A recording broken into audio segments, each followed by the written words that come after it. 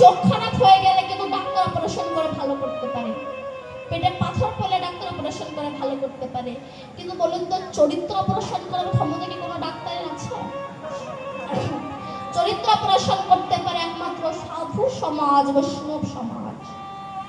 লক্ষ্য হীরার মতো পতিতার চরিত্র অপারেশন করেছিলেন সাধু সমাজ, যার নাম হচ্ছে হরিদাস ঠাকুর। চপল গোপালের চরিত্র অপারেশন করেছিলেন সাধু সমাজ শ্রীবাস পণ্ডিত।